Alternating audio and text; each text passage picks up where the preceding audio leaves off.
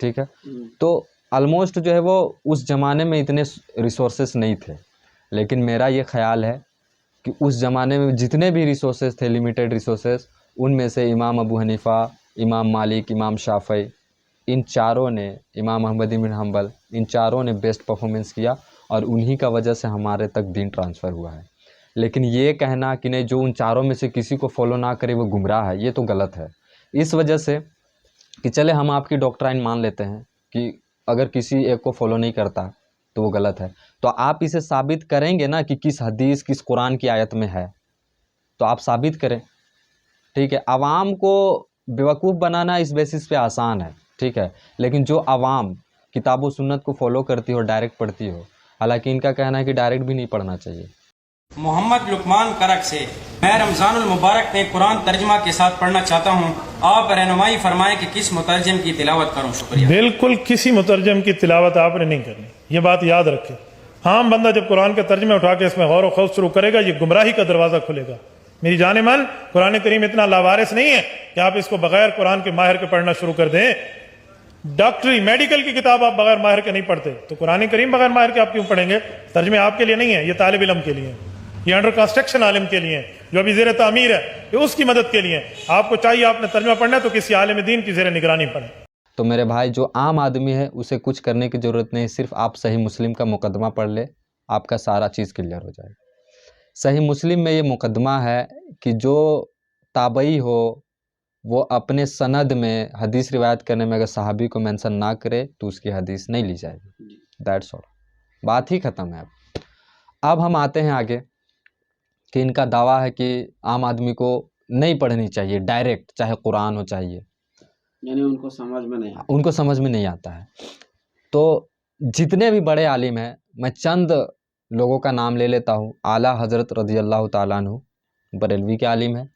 अशरफ अली थानवी रज़ियल्लाहु ताला अन्हु रहमहुल्लाहु ताला अन्हु, ये देवबंद के आलिम हैं। जूनागढ़ी रहमहुल्लाहु ताला अन्हु अहले हदीस के आलिम हैं। जवाद नकवी रहमहुल्लाहु ताला अन्हु शिया के आलिम हैं।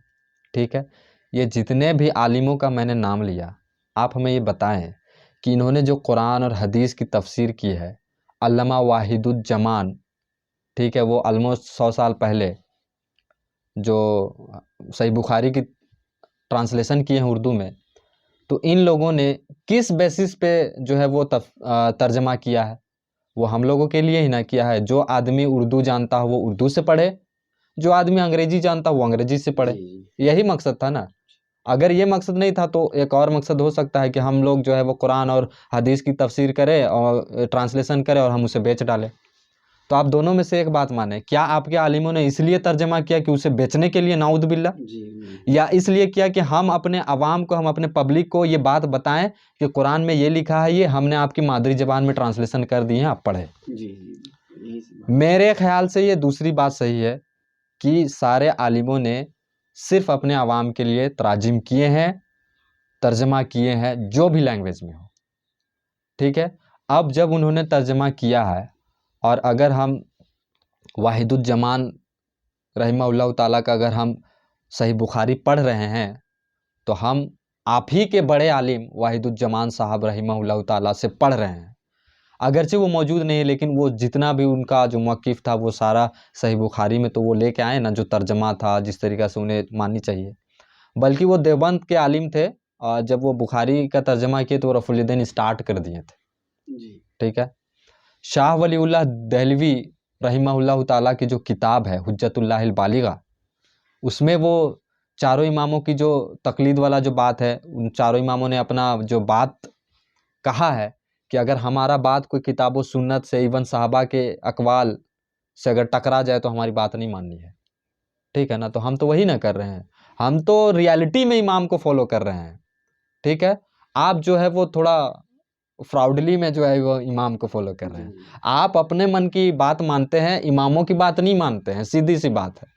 वरना चारों इमाम का शाह वलीउल्लाह देलवी रहमहुल्लाह ताला जो है वो नकल किए हैं कि इन चारों इमाम ने इस ज़माने में ये कहा था कि हमारा कोई भी बात अगर किताब व सुन्नत, इवन साहबा के अक़वाल से अगर टकरा जाती है तो उसे दीवार पे मार दो।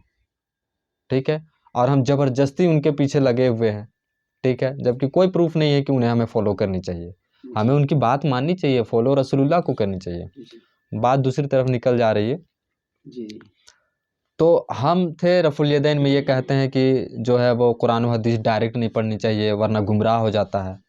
तो भाई वैसा कोई बात नहीं है। आपके जितने भी बड़े आलिम हैं वो हमारे लिए तराजिम किए हैं। अब हम तो अशरफ अली थानवी रहमहुल्लाह ताला का अगर हम कुरान की तफसीर पढ़ते हैं, तर्जमा पढ़ते हैं, तो इवन हम उन्हीं से पढ़ रहे हैं। जी अब हम किसी देवबंदी से अगर हम पूछे कि आप हमें ये बताएं कि आप अशरफ अली थानवी रहमहुल्लाह ताला से बड़े आलिम हैं, कोई जुर्रत कर सकता है कि वो कहे कि हम अशरफ अली थानवी से बड़ा आलिम है? नहीं नहीं आज का कोई जो खतीब है ना, मस्जिद का जो खुतबा देता है या नमाज पढ़ाता है, आप उन्हें जाके कहें ना। इस एरिया के हर मस्जिद में आप जाए, चाहे बरेलवी हो चाहे देवबंदी हो, आप बरेलवी को जाके कहें कि आप आला हजरत से बड़े आलिम हैं, आप आला हजरत से बहुत ज़्यादा अरबी जानते हैं, तो वो कहेंगे नहीं जानते हैं। लेकिन जब आला हजरत रहमहुल्लाह ताला की किताब से अगर हम तफसीर पढ़ के, तराजिम पढ़ के हम इनको सुनाए, तो ये कहते हैं कि नहीं तुम डायरेक्ट क्यों पढ़े हो, गुमराह हो गए हो। हम अशरफ अली थानवी रहमहुल्लाह ताला की किताब से अगर हम पढ़े और इन्हें सुनाएं, तो कहते नहीं गुमराह हो गए हो। यार हम तुम्हारे सबसे बड़े आलिम से पढ़ लिए हैं, ठीक है, जहाँ ये बात कोई फोकस नहीं करता है मेरे भाई। जी